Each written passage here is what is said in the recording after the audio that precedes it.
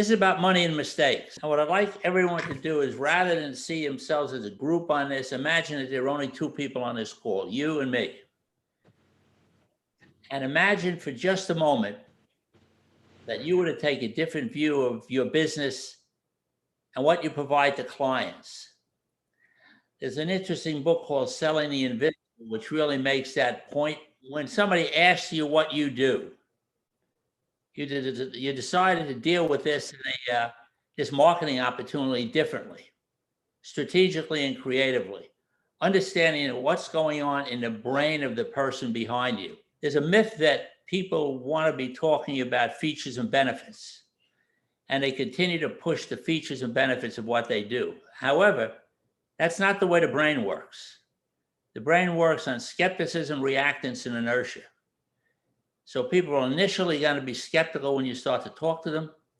Reactance is they don't want to be sold, and inertia is all the things they have to do to change from what they're doing now. So when somebody asks you that question, what you do, is there a way that you could get a competitive edge quickly? Because I believe you really only have 6 seconds. We don't have the 30 seconds that we're told, because going on in somebody's brain is a narrative that you don't see. We don't know what the narrative is saying. But for example, if you're a financial advisor and Tom says, I'm a financial advisor, they start to go, I know other financial advisors, and this narrative is going. You're here, and this conversation is going on without you. So one of the objectives is, how do you initially and almost immediately break that narrative and start to get somebody's attention? Because what we're looking for here is shelf space in the mind of the people we talk to.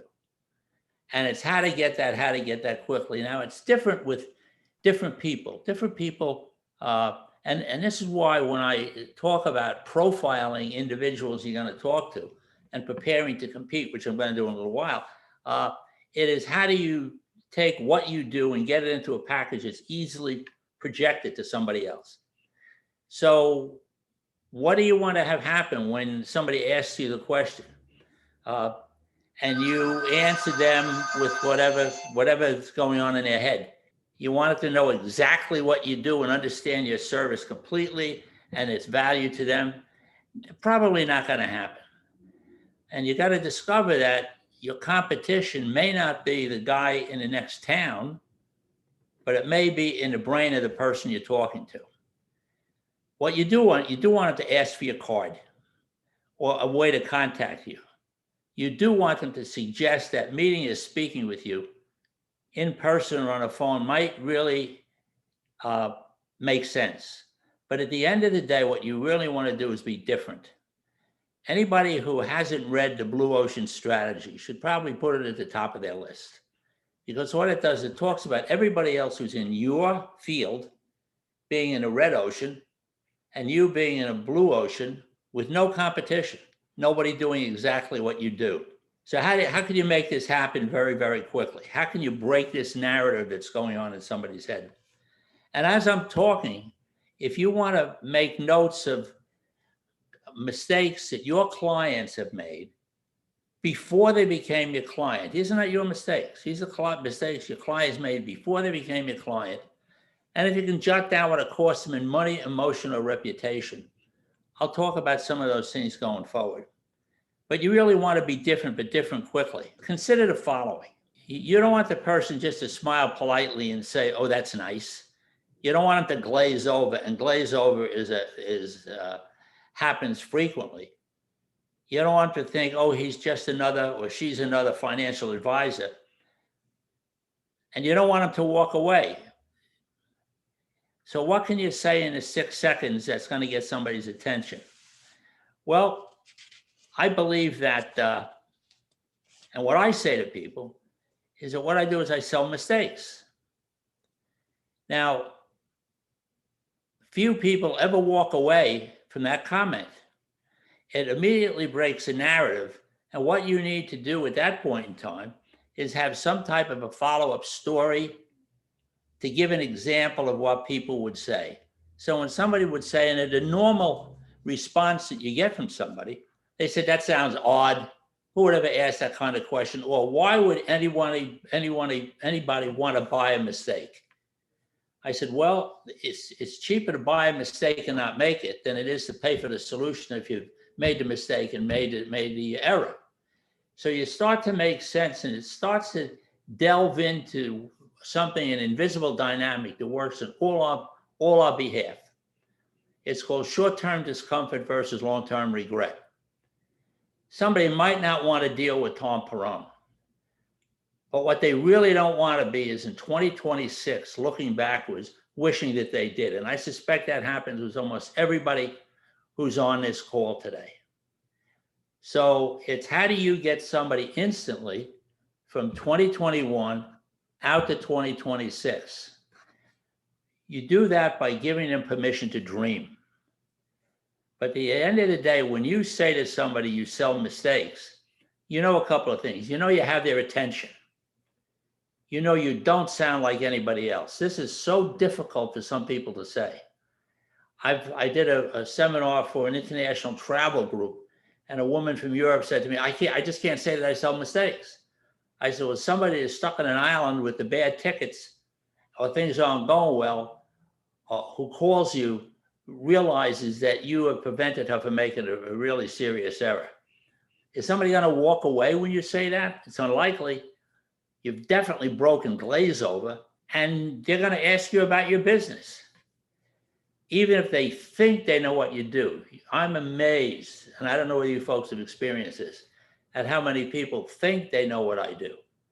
I did, when I wrote this article, Money and Mistakes, I was at a cocktail party in the city with the editor of the magazine, and she said to me, what do you do, Danny? Nobody knows what you do. And I said, the best thing I can do is show you.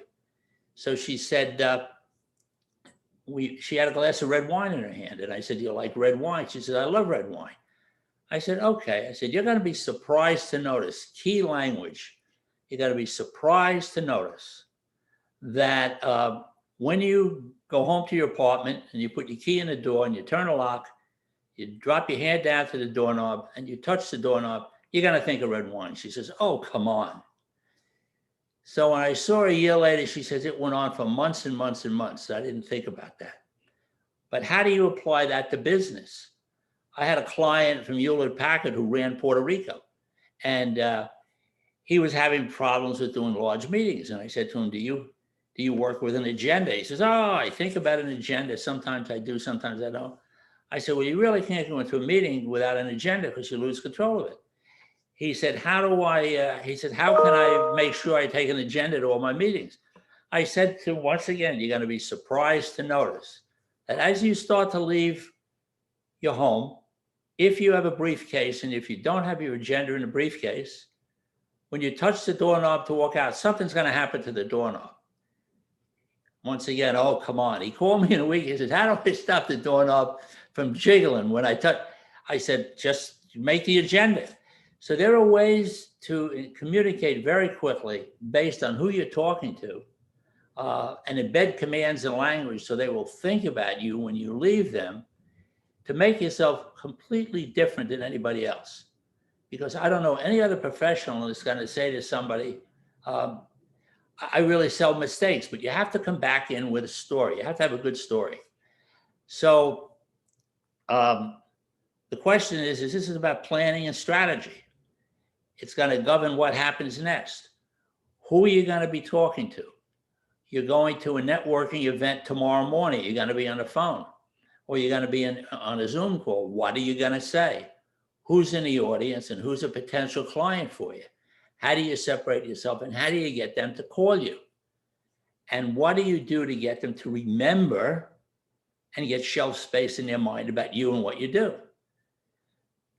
I have a law firm that I worked with for 3 years in the city, and I said to their managing partner, tell me what you do. He says, well, I'm litigation. I do litigation. I do that.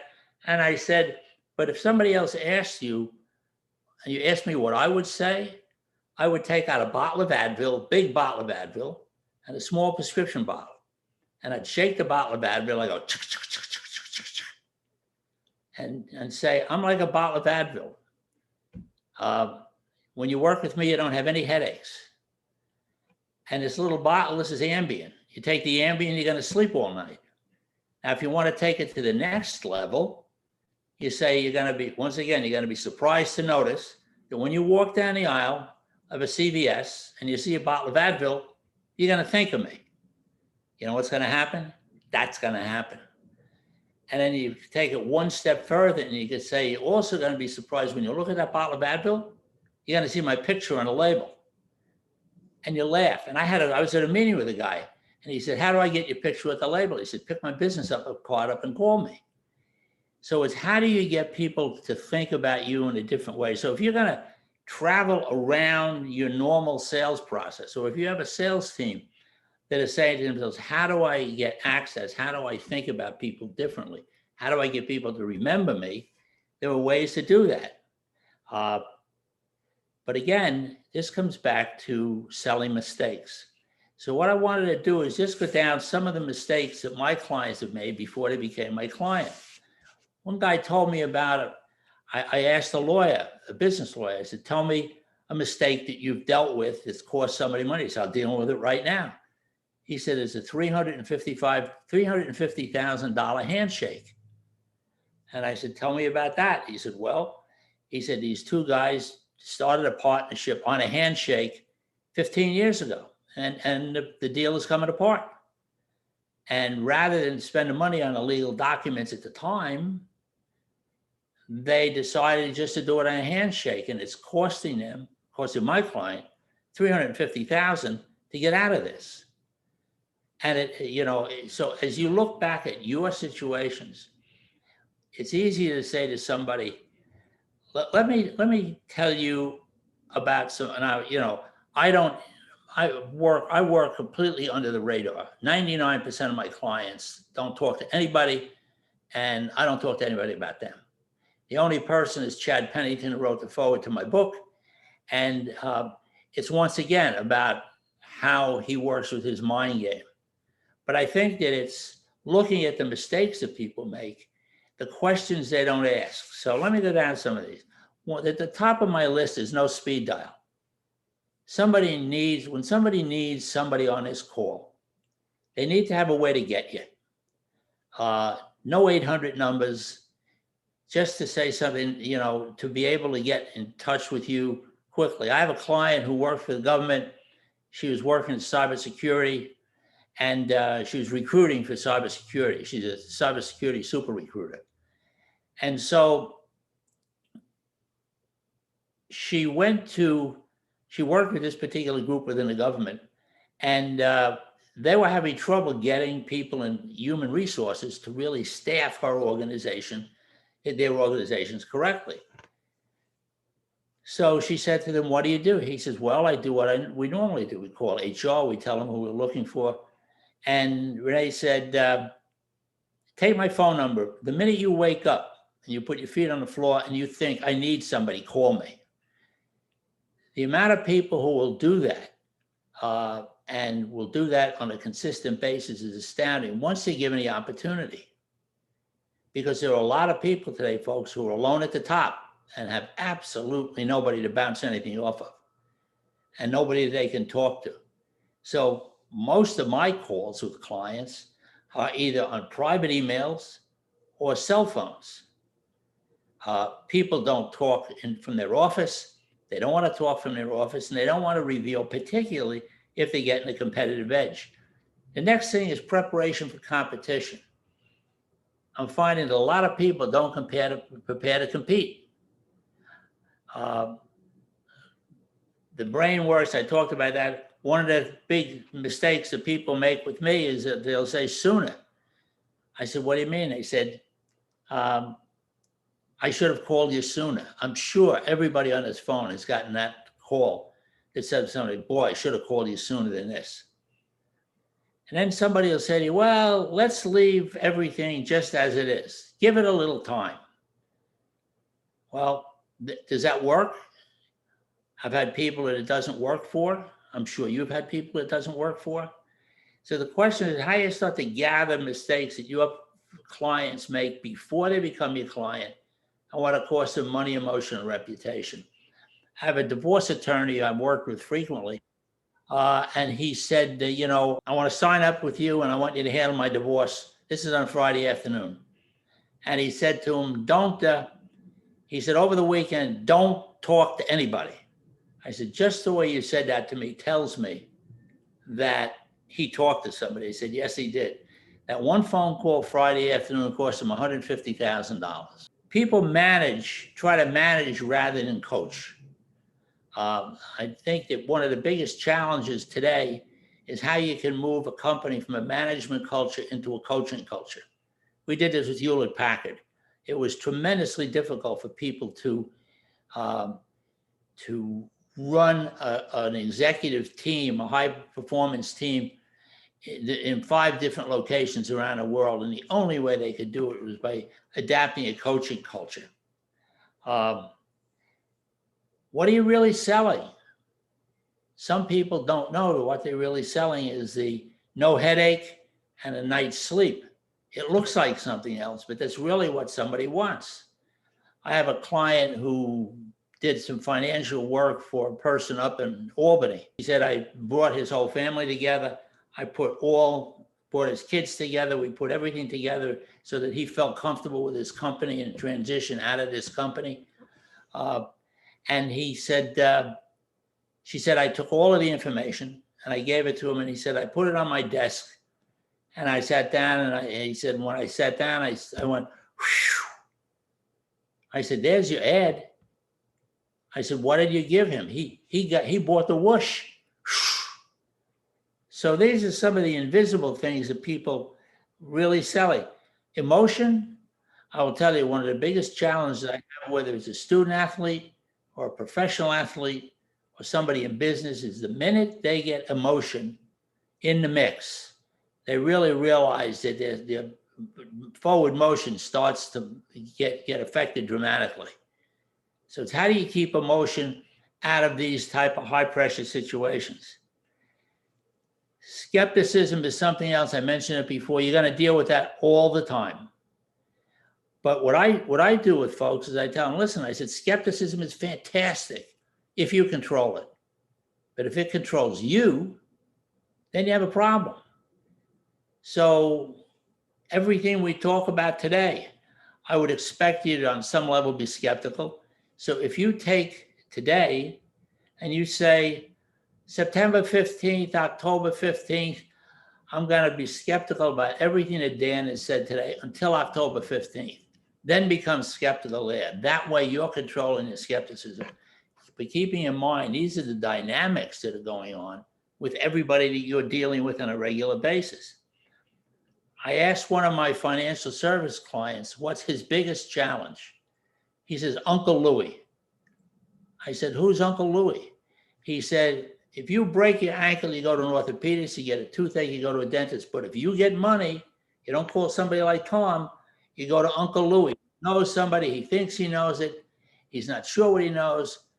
But basically, you always have to prepare for the Uncle Louie.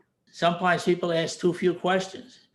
It astounds me, and I suspect it might astound you folks, but how many people either don't ask the right questions, sometimes don't ask questions at all, and always seem to ask the wrong person for questions. Now, I know that questions are very unusual in this type of an environment. They are for me, particularly when I work with student athletes and professional athletes or people in a large group.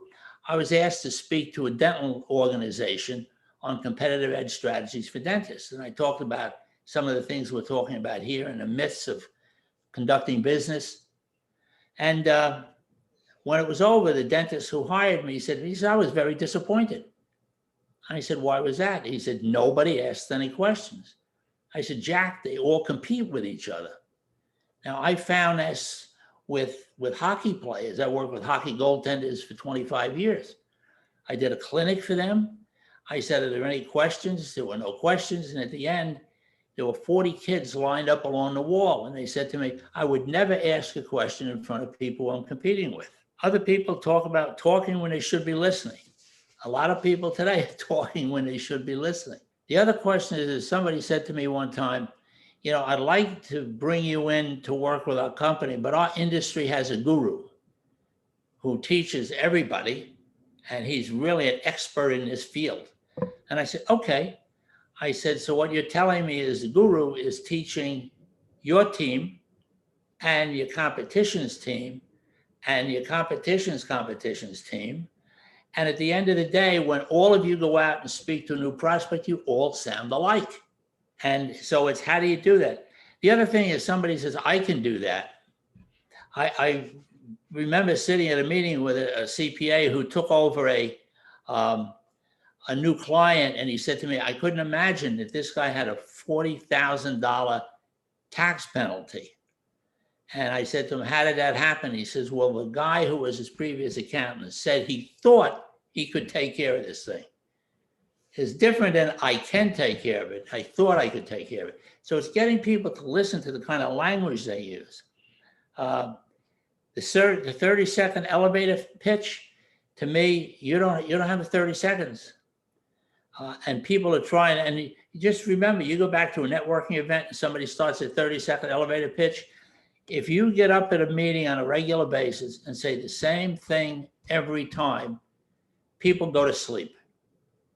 I have a client, friend of mine, who's got an insurance company. Some of you may know him when I tell you what his tagline is. But he would start the meetings out, a very successful guy, very successful with charities and with his insurance business. And years ago, he used to say, I do insurance, and he'd start to explain it.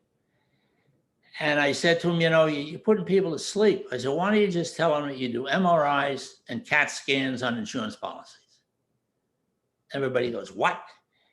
And then I was at one meeting where everybody went around the whole room, and everybody said they did MRIs and CAT scans on whatever the focus of their business was. So once again, he was able to break all of those narratives that were going on in people's heads. We have killer phrases. There's a book written some years ago about killer phrases. We don't think that way, or we've never done it this way before. And all of those really are an opportunity for you to talk about other people. Now, I don't talk about the people that, when I'm talking to somebody about helping them with their business, what's getting in their way and what's working for them, what's not working. And those are the kind of things that we want to bring up. But once again, it becomes very, very, very specific to the audience you're talking to. So as you start to look back at your client base, you may find that you're putting them into different silos, because what you say in one silo is not going to be the same thing you're going to say to somebody else. So it comes back to preparing to compete. Now, some of you know I've worked with professional athletes, and when it talks about preparing to compete, I'm astounded at how little preparation for competition goes on today in business. And this is not only for the people on this call, but your sales teams, your marketing teams, and how they don't prepare. So I'll give you an example. Super Bowl III, Dave Herman was the right guard. He protected Joe Namath from Bubba Smith. Now, people who aren't football fans might not know who they are. Dave Herman, people know Joe Namath, but Dave Herman was a right guard. He's 6'2", 250. Bubba Smith was 6'7", 365. He was huge. So I said to him, how were you able to prepare and deal with Bubba Smith in this Super Bowl? He said, I watched game films. I said, well, I watch game films with my clients right here in my office. I said, what were you looking for? He said, well, I said, were you looking at formations? He said, no. He said, I figure when a guy is 6'7" has got to move forward, he has to be standing on 1 foot just a little bit longer than anybody else. He said, so I waited till he was standing on 1 foot. Then I caught him on that 1 foot. So again, how do people prepare for who they're going to be talking to? So I had a client who was the chief of cybersecurity for a government agency, and he was transferring into another international position. And we had about 20 profiles of the people he was talking to on a regular basis. Single, married, divorced, separated, kids, gay, straight, how he communicated, how he talked to people, what his affect was, where he wanted to be, how he was going to, what's his next step up in his company going to be. All of these things becoming important aspects about what he said and how he talked to him. So this is clearly not for everybody. Everybody doesn't need to do these things, but people who want to get a competitive edge will do it, will spend time on developing a plan to put this together. And it's something else. They will never, ever talk about it. I worked with a guy who called me because one of the things I do is I work with golfers to help them improve their golf game. If anybody on this call is a golfer, they can certainly give me a call. But he said to me, I'm a 3 handicap golfer and I want to play scratch. Can you help me? I said, sure. So when I got into his office, he pushed all the golf stuff off the desk. He said, this is not about golf. He said, I'm in the middle of one of the biggest mergers and acquisitions going on in this country today. And I've got 3 months to persuade 3 guys that I'm the guy to run the company. And so we profiled those 3 guys, where they were, what they talked about, what they wrote about, what their interest was in him, where he thought the interest was with the company. And he got the position. And we went out to dinner, and I said to him, do you know anybody else like you who's in the same kind of situation you're in? And he said, absolutely. I said, can you refer me? He says, no. He says, I can't tell anybody about you. So I'm under the radar. I've got about 7 student athletes right now, some of them in Major League Baseball, football, martial arts, all types of performances. But it's one of the factors that I don't talk about a lot is that I use hypnosis to help people make dramatic and quick change in behavior and performance. And so it's something that's a competitive edge for the individuals that use it and others who don't. So the other thing I'd like to just talk about briefly is why you want to get somebody out of 2021 into 2026. And how to do that very quickly. See, most people have not been given permission to dream. And you can give them permission to dream by just saying, imagine for a moment that you're in 2026.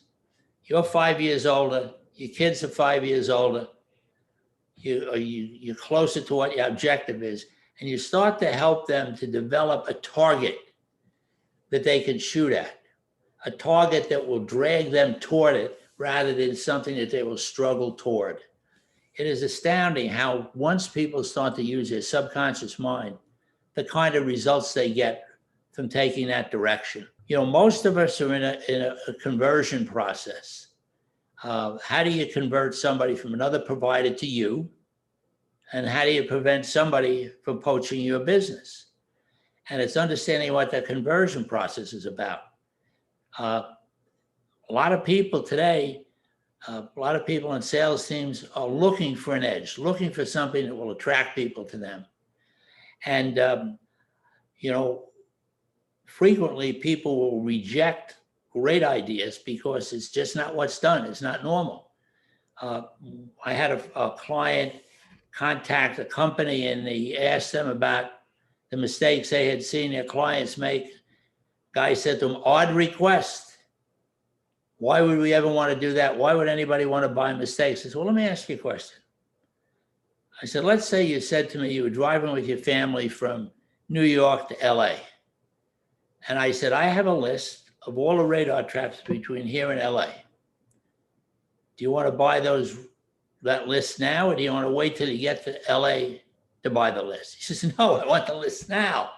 Feel free to give me a call. I'll be happy to give you some time and talk about it on the phone, point you in some direction, because what I would love to see everybody on this call do is play with this for 3 weeks or 4 weeks. Play with this at the next networking event you go to where you have to speak. See what happens. But when you say to somebody and you start right out and say, I sell mistakes, watch their eyes, watch what happens. What kind of story do you need to have happen? So, I mean, I have a client who said to me, he said, you know, I like to look at who I don't want to be. What kind of a situation don't I want to be in? And he said to me, let me tell you a story about puppies. He said, I have a client who got his copier and printer equipment from me. He could have gotten it from a larger company, dealt with an 800 number, some local service place. He said, but he called me. And so on a Saturday morning, I got a call and he said, Jack, he said, I got a problem. He said, what's that? He said, I've got an office full of parents with little kids, each one of the little kids holding the puppy they want to buy. My printer won't work and I can't print out the documents I need for them to take it. You don't want to be that guy. You don't want to be the guy who's sitting there waiting and saying, how am I going to get out of this? How am I going to deal with it? And so he was able to do that. So it's, what does he sell? And you know, so this comes back to how do you quickly separate yourself from your competition? But what it really comes down to, a lot of people will ask the question, what does it cost to hire each one of you? And my belief is that's the wrong question. The question is, what does it cost them not to hire you? How do you get them to think about that? That can't happen with endless elevator pitches and conversations. It's got to happen psychologically and it's got to happen quickly. And there are ways to make it happen quickly. But it takes planning and strategy and understanding that there's going to be pushback on the other side. There's going to be pushback from individuals who don't want to think about it, who don't want to have to confront the issues you're talking about. And so each situation is different.